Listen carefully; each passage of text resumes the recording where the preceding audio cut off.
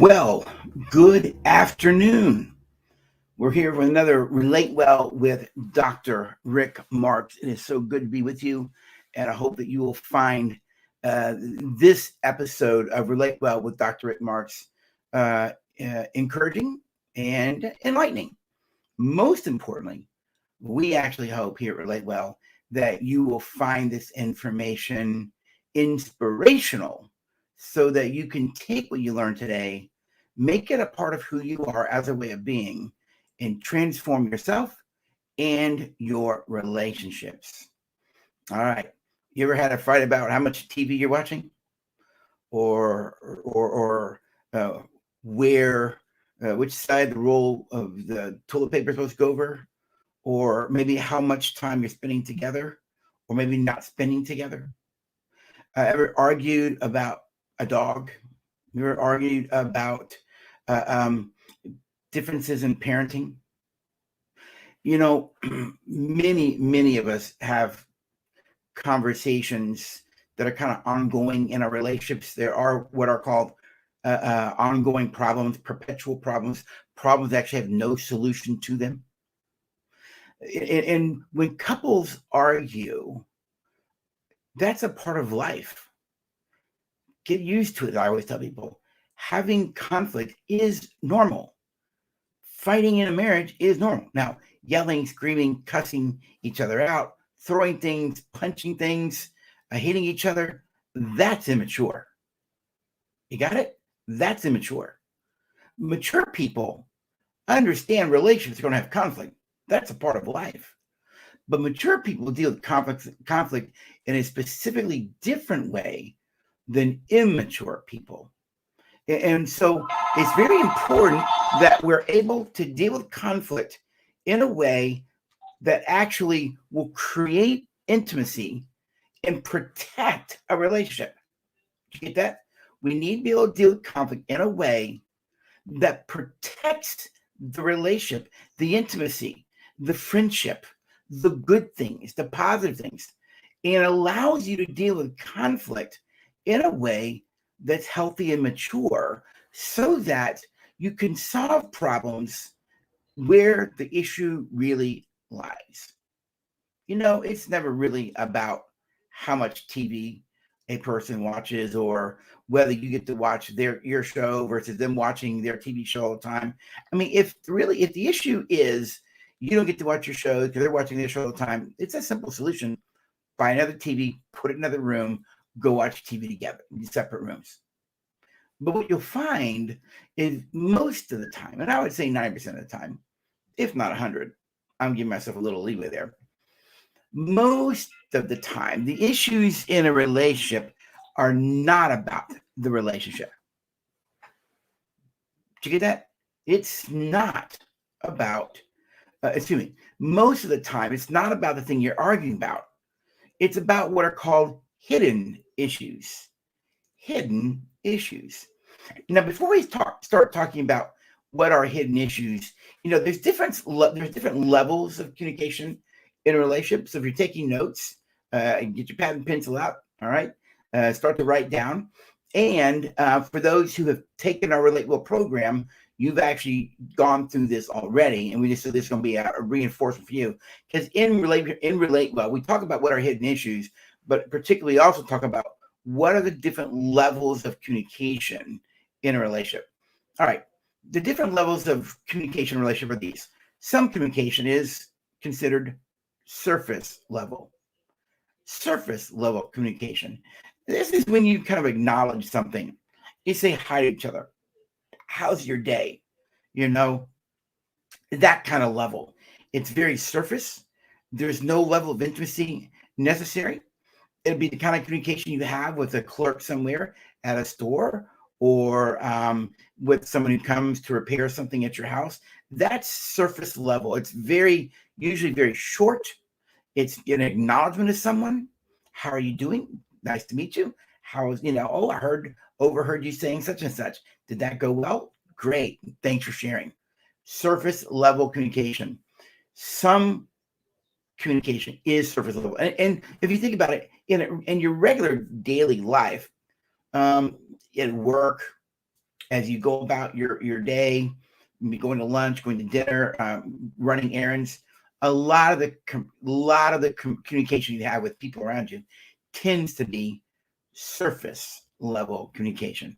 It's an acknowledgement that a person exists. It's an acknowledgement that they matter. It's just a sharing of something in a moment. Now, underneath surface level is what we call information level. Now, this is data or information or facts only. All right. It's data, it's information, it's logic, it's reasons, but it's pretty much information only. I mean, how did you get that car fixed? Where did you learn about that? Hey, I'm thinking about doing this. What would you do? Listen, I'm looking for a replacement for this product here. Can you help me figure out where to get one? That's information level, all right? Because now you start to share information. What were you thinking about? The person could ask you questions back. You give them information, all right? As you give them information, they ask more information, all right? What kind of car are you looking for? What color are you looking for? Oh, okay. What do you want this car to do? Is it going to be for your family? Is it going to be for you? Oh, so it's really a personal car. Okay, so you're not looking for a van. No, we're not looking for a van. We got one of those already. That's information level. It's much more than surface. And the conversation goes on a little bit longer because you're sharing ideas, you're sharing information, you're gathering data. Hey, how are you doing? I saw you went to school. What was that like for you? How you liked your degree? All right. What did you learn as you went into the field? People ask those kinds of questions from me, Dr. Marks. Where'd you get your degree? What was it like for you? Is there anything you could tell me along the way that would help me in my profession? That's information level. All right. Information level will have more back and forth to it than your typical surface level communication. All right. I got another phone over here ringing. I apologize for that, but I'm going to have to let it go. All right. Next is the level of sharing of ideas. The idea level communication here is when you actually link together a string of thoughts to form an idea. Hey, Dr. Marks, what are your thoughts and what did you realize from this and that in your journey? Well, here's what I realized. And then I start to share with you this piece and that piece, and I share that piece. And you may ask questions along the way. And then I give and as we're doing it, I'm sharing an idea with you. I'm sharing something that I learned. I'm helping you understand something that you haven't thought of before. Okay. But that is ideas. All right. Maybe you want to understand a particular form of theology or philosophy. Maybe you want to understand how something works, or what my thoughts are about politically, or what my thoughts are about whatever topic. All right. And then I begin to share with you my thoughts, my ideas, and I'm actually giving you more about who I am. See, surface level communication, you don't really reveal a lot about yourself. And in information, you probably reveal more about yourself, but not a lot more. But once you start sharing ideas, you're actually giving a little bit more of yourself away in terms of how you think, how you process, a little bit how your brain works, a little bit of your worldview. You see, once you start sharing ideas with each other, you're actually learning more about each other, right? Where did you learn that? How did you come to that conclusion? You see, and they start to share those things with you. Now, the next level, and this is when relationships become more intimate, all right? And this is when it starts to still a bond, all right? See, the surface level communication, information level, and ideas typically is the rational mind, all right? It's the thinking part of the brain, which is where our ideas, logic, reasons, advice, all of that comes from that area of the brain, all right? Ideas will have on some level emotion attached to them, but in conversation around sharing ideas, you're not really sharing your feelings as much as you are your thoughts and views about something. All right. And a lot of the ways we shape our ideas has to do with our emotions as well, and as a part of that journey. Now, the next level, which is deeper than the other three, is the emotion level. the emotion level of communication. Here, I'm no longer sharing ideas.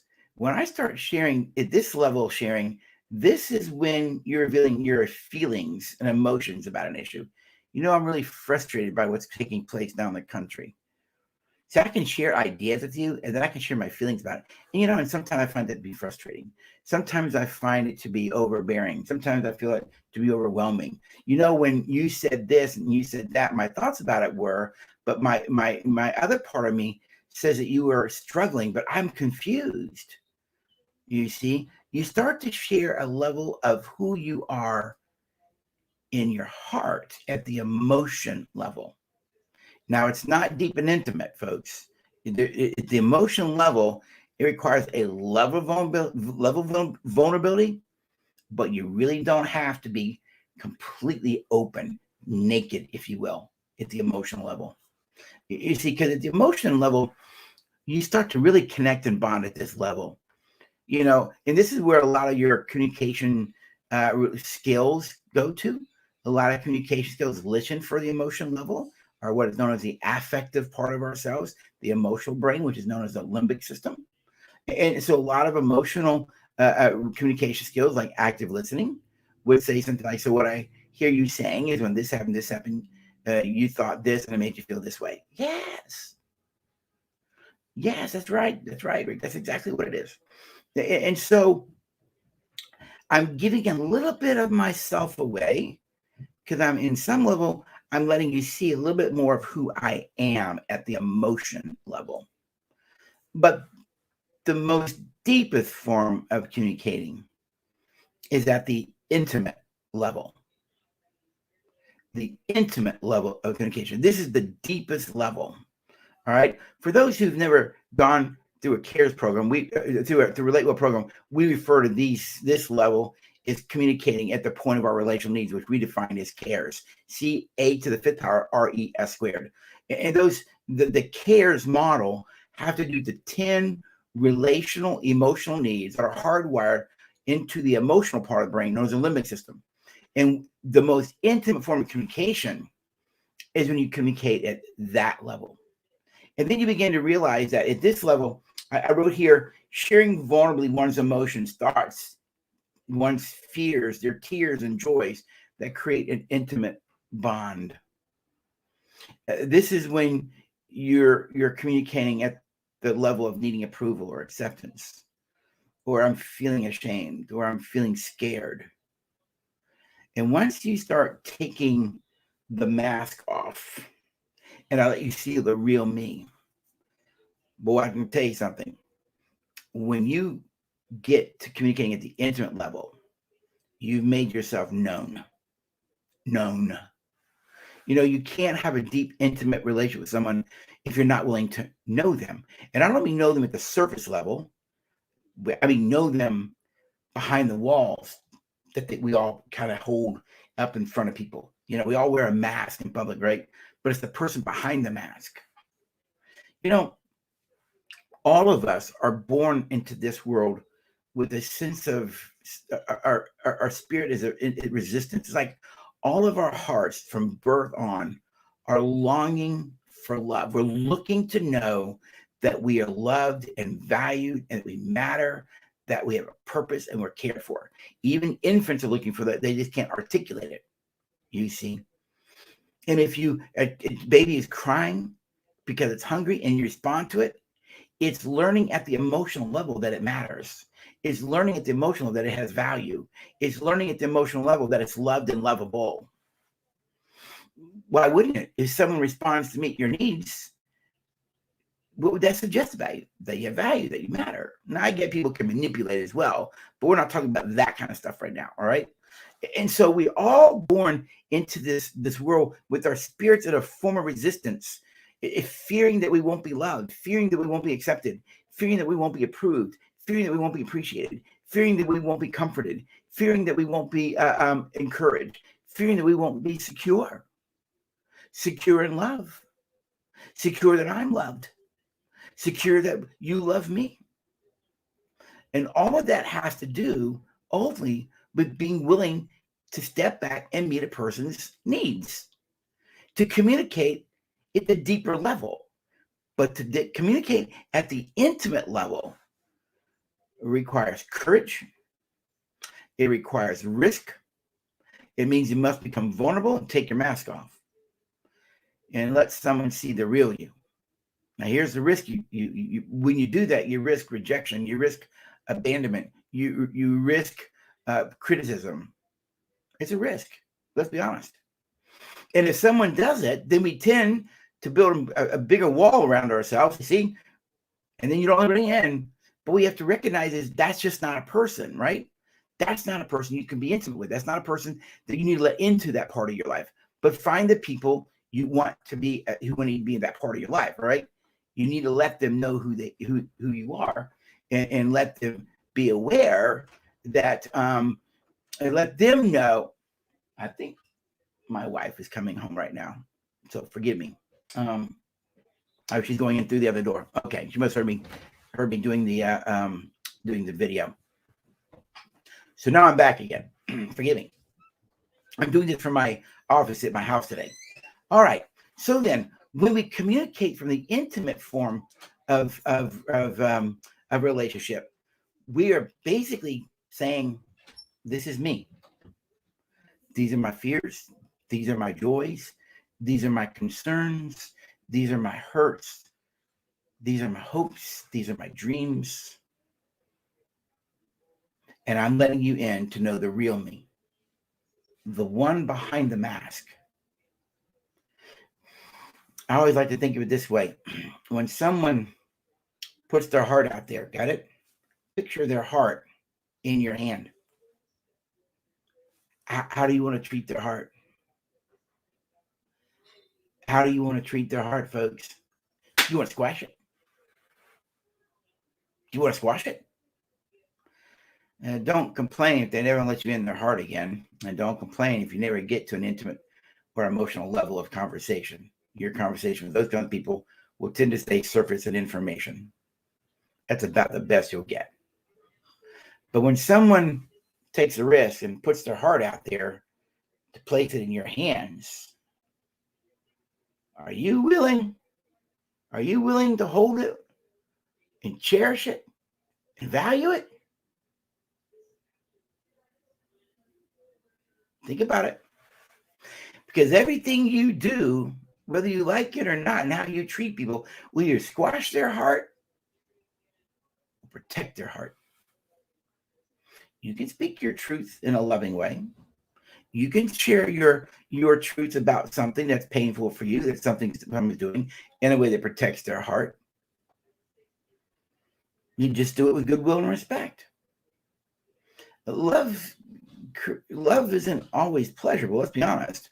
Sometimes to speak the truth in love hurts. But someone will tell you the things about you that you're doing because they love you enough and they don't want you to continue to do those things, you see. So intimate communication, when we communicate at that level, you create deep, intimate bonds. You create deep friendships with these people. In marriage, this is the level of communication that creates a strong sense of us. And those of you who have followed me over the years and know the relatable work or my personal work, I always talk about the most important part of a marriage is us, not me. Or well, it's us. When us wins, we both win. When us lose, we both lose. So the different levels of communication relationship are surface, information, ideas, emotional level, and then intimate level. You know, I'm grateful that today at age 60, and 38 years of marriage coming up in February of next year, 2022, that my wife and I can communicate at the intimate level, even around the things that are painful. And that Llewellyn protects my heart, and I try to protect her heart. No, I don't try to do. I'm not always perfect at it, by the way, and perfection is not a possibility in this world, but maturity is, right? So I want to do it in a mature way. And when we can communicate at that level, an intimate level, then you begin to realize that the issue isn't really about how much TV or this or that. You begin to realize that there are hidden issues underneath this topic you're arguing about, be it money or television or time together or the in-laws, whatever the issue is you're talking about, it's always going to deal with, for the most part, there's something deeper about it for your partner. It's the hidden issues. Many of you who have followed me have heard me talk about my great teacher and mentor, Dr. Lori Gordon, who I revere highly to this day. She died a few years ago in her 90s. And she said something to me one time when I was complaining about something between me and Luella, some ongoing issue we had. Lori said, "You want to know why you can't solve that problem?" I said, "I would love to know why." Right? And she says to me, "Rick, there is something about that issue for Luella, probably at the emotional level, that you don't know yet. But if you knew it, you could find a solution. But because you don't know what it is yet, you can't solve it. You know, the idea of the things you know, things you know you don't know, things you don't know, you don't know." And I went, huh. And I took that to heart. And I came back from that trip and we used one of our communication skills. I said, "I'd like to use this skill." And as we went through the skill, she said something that I had not heard before. Or if I had heard it, didn't really pay attention to it. But once I heard that piece, I went, that's it. And we could find a solution. It was one piece that I hadn't gotten yet. But you can't get to that level if you're not willing to listen to each other. You see, you only learn by listening. You don't learn by talking. And so I had to listen better. And we used one of our skills to do that. And in so doing, I heard something I hadn't heard before about that issue for her. And that unlocked the ability for a solution. You have to be able to communicate and find the hidden issues. Now, what are hidden issues? Well, let's think about it this way. If you go out to Yosemite Park, now I've not been, but I've seen pictures and I've heard people talk about it. And I've, got a little bit of what it's like at the geometric level. So, out there on top of the ground, you have these hot water shoots out of the ground, right? And I understand there could be 20 holes on top of the ground, but those 20 holes come from maybe 8 to 10 big barrels of water underneath the ground, right? But it shoots out in all these different ways. Life is kind of like that as well. We talk about all these topics, but underneath, if you were to go down deep, you'd actually find out there are hidden issues. And hidden issues are usually related to things of acceptance. I don't feel approved. I don't feel respected. I don't feel valued. I don't feel that I matter. I don't feel that I get attention. I don't feel that you support me. You see, underneath these topical areas that we argue about, if you were to track it down, you'd understand that underneath it is a hidden issue. But it's easier to talk about you watching too much TV than it is to talk about my feelings of rejection, my feelings of abandoned, because I don't feel valued by you. To go to that level is an intimate conversation. And that requires vulnerability. That's when a person takes off to mass says, well, really, it isn't about that. It's just that I don't feel valued. I don't feel that I matter. I don't sense that you accept me anymore.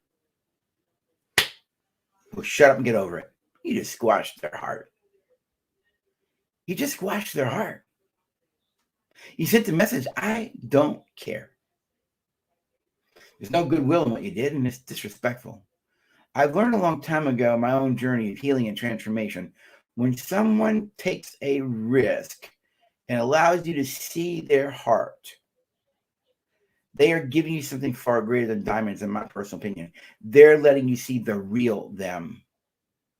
And you always tread lightly, always be caring, always be respectful.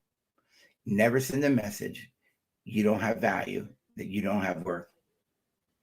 And I get people make bad choices. But you know what?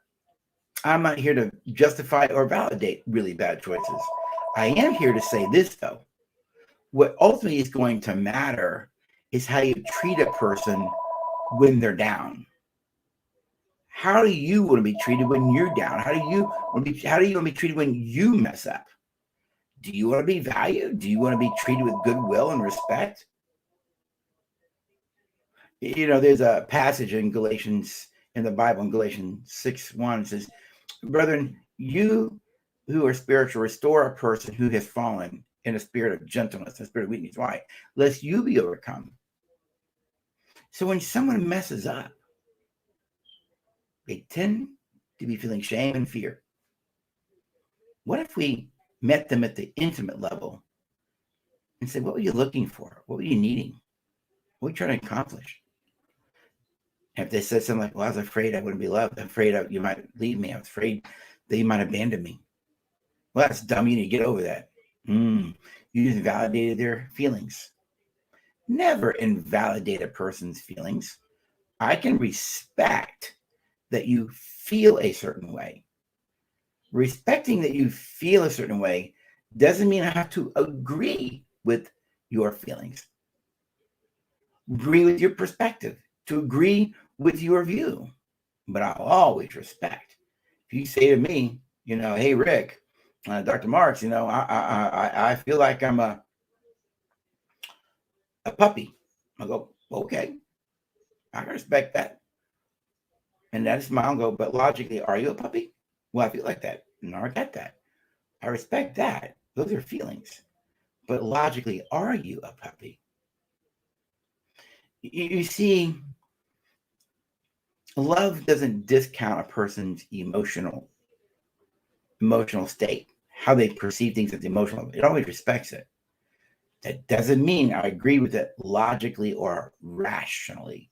Those are very, very, very different conversations. So if you want to deal with issues, you don't have to deal with them at the intimate level, which means when you get there, you can find the hidden issues.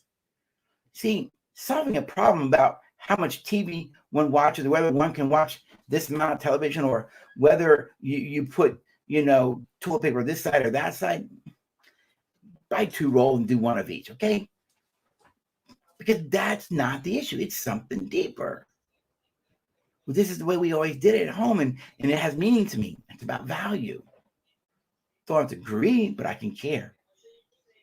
Did you get that? I don't have to agree, but I can always care. And folks, I really mean this with all sincerity.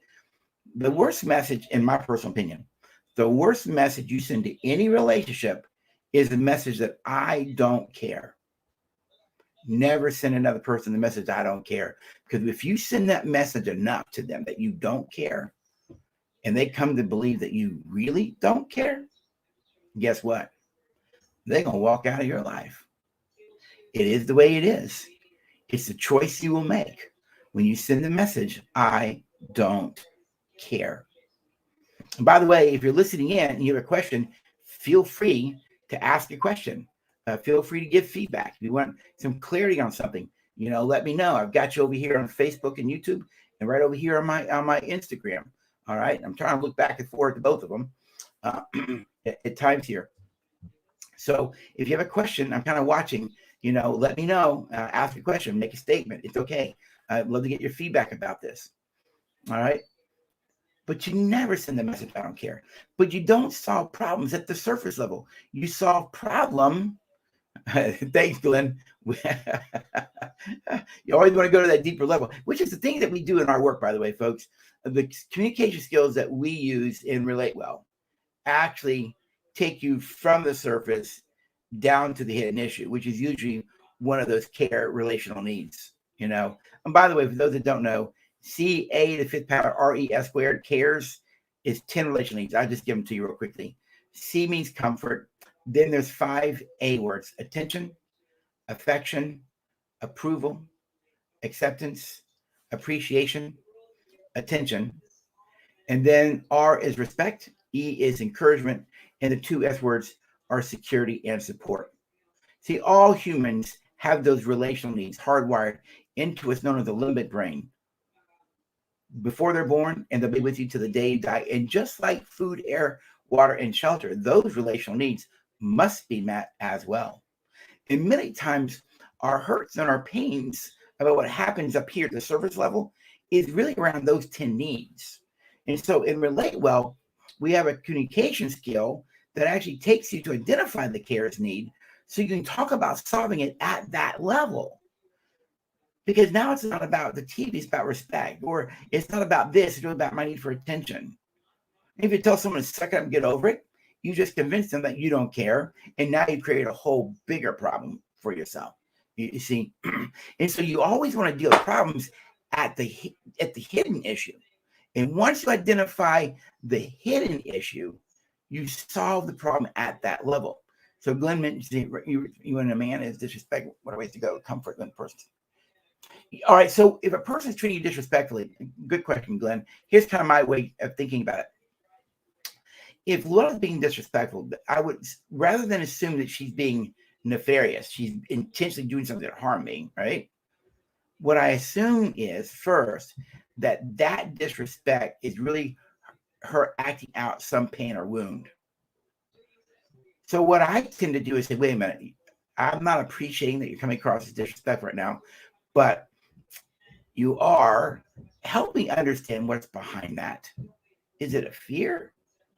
Have I done something to create a pain for you?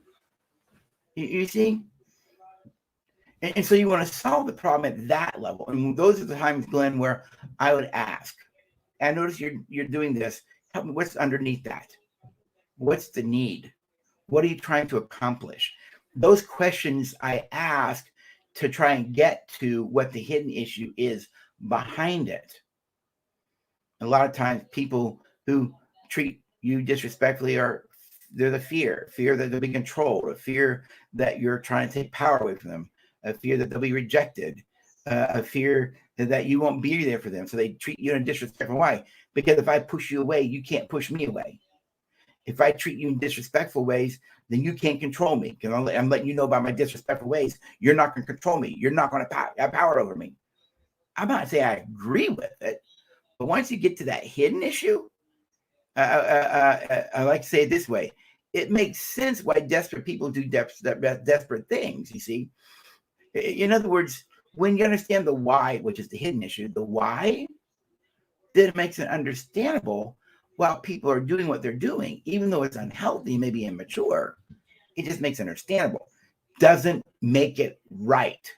Did you get that? It does not make it right what they're doing, just understandable. And when it makes it understandable, that should, on my part, create a little bit of compassion, create a little bit of empathy on my part.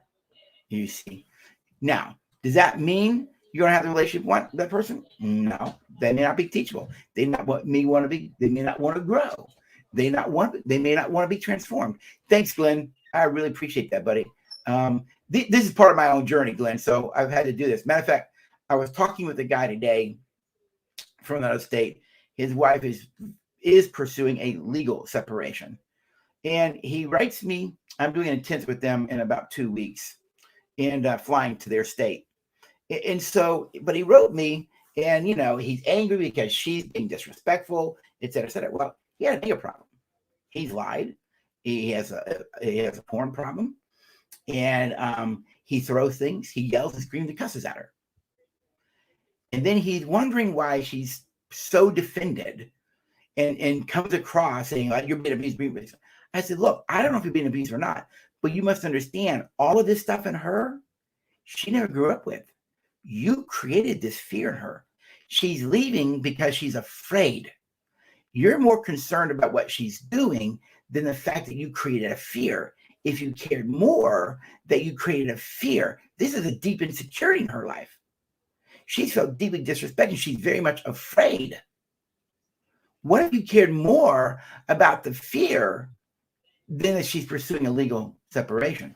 If you shifted your care to the deeper issue, which is her fear of being hurt, her fear of being lied to again, her fear of being manipulated, her fear of being abused emotionally, spiritually.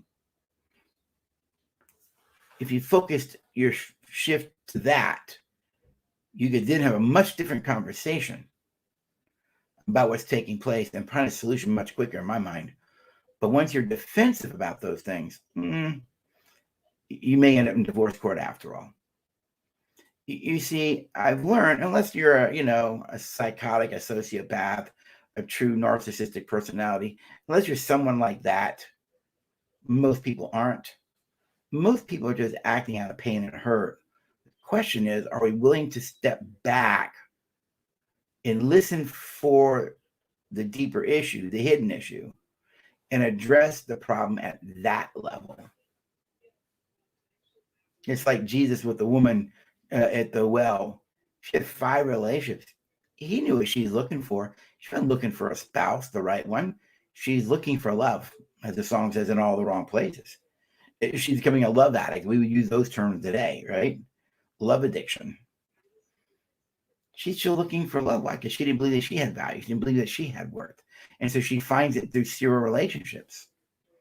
Problem is, serial relationships won't solve those internal problems in your life until you learn to love and respect yourself, until you start to value yourself. And so you always want to solve problems at the hidden issue. Once we can solve the problem at the hidden issue, now we find a solution that works not just for me and Luella, that works for us. Because in my world, it's always about us, you see. And so this becomes that link for you, begin to value your partner, and in so doing, value them enough to create a deeper, intimate walk with them. All right, hang on here. Kevin's writing. I'm Kevin's wife. Didn't show him attention for years, and now he accuses me of having an affair, which I didn't. So if you showed me love, I would accuse you. I am wrong, because it's hard to do when you're called names and accused that he won't work. I don't. Oh, okay. You're Kevin's wife, meaning you're under Kevin's name there. Okay. I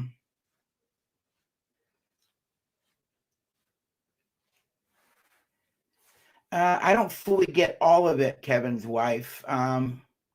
If he's accusing you of having an affair and you didn't, all you can do is stand by your truth. If he keeps it up and you actually did not, and he keeps it up, that creates a lot of conversations in my head and a lot of hypotheses in my head, right? Did someone cheat on him before? Has he been cheating? And now he's projecting that onto you. There's a lot of hypotheses that creates in my mind right away, all right? And so, when there's he says he had an affair because you didn't show him love. Actually, that is rarely the truth. Frank Pittman, for those who are listening in, Dr. Frank Pittman, I don't even know if he's still alive. He was like a Sigmund Freud in the field of marriage therapy. Many years ago, he did a talk at a national conference. It was titled Father, Sons, and Zippers. Great title, isn't it? Father, Sons, and Zippers. And Frank was absolutely right about this. See, back in those days, 20, 30 years ago, if a man cheated, it was because there was something wrong with the marriage. That was always the assumption. And Frank blew that myth away. He basically said men cheat because they're not men yet. Men cheat because they're little boys who were raised by little boys. They don't know how to regulate their own sexuality, and they're still looking for love. They're still looking to feel like they're a man, so they haven't learned to, so they go out and go cheat. And he said in his 40-something years of the time of psychotherapy and marriage therapy, and he was internationally known, he said, very rarely did I find a wife at fault for a man's failures in terms of infidelity. It was his own emotional baggage that he blamed on his wife. And I'm telling you, when he did that, he got a standing ovation. So I would say to you, Miss Kevin's wife, just because if you haven't done anything or he has, or don't always assume it's because you haven't shown love. All right. And now there's just a lot of pieces to what you're saying. I don't have all the details to give you. A lot of people say a lot of things are abusive today. I disagree with that. There are things that are abusive. But I think sometimes people are just emotionally mature and they're trying to express hurt and pain in immature ways. Now, if they keep it up with no care, then yes, over time, it can become abusive. In the moment, let's be honest, it'll feel abusive. All right. It'll feel abusive. But most people aren't doing something to intentionally harm. Hey, Glenn, have a great day, buddy. They're not doing things to intentionally harm. They're just acting out their pain and hurt in immature ways. And so I don't know if that helps. If that helps you in some of it there. Those are just thoughts off the top of my head there. And if you can't show him love, it's okay. Way we say it in our world is sometimes you lose the feelings of love because it's too much hurt and pain. And the way the brain works is when there's so much hurt and pain towards the object of the pain, it is difficult sometimes to feel love towards another. It's difficult to feel love toward another. Now, it's that old phrase that, oh, I love Rick, but I'm not in love with Rick. What does that mean? What it means basically is I love him as a decision, but I've lost the feelings of love. And since we lose the feelings of love, we believe that the relationship's over. And I go, not necessarily. You can get the feelings of love back, but it's a very particular way, a specific way you've got to get there to make it happen. And so the question is, do you want to take the journey to get the love back and create the relationship that you both seek and desire? Which means both will need to make some changes. So, anyways, if there's any other thoughts or questions, feel free to throw those out there. But so this is my talk today on the idea of conflict relationships and hidden issues. You want to solve them at the hidden issues. A lot of things link back to the cares needs. Now, in Relate Well, our core curriculum, which you can find at relatewell.us, all right? If you go to the core curriculum, we teach all of this in 9 sessions online. You stream it in your own home. You actually print the manual out, and we take you through it, be it single, dating, or married. You can learn the skills, all right? And so in that sense, you can learn this at a much deeper level through the Relate Well process. So I want to say thank you for hanging with me on this episode of Relate Well with Dr. Rick Marks. I hope it's been encouraging. I hope it's been helpful. And I will see you in a little bit on another one. Take care, everyone. Bye-bye.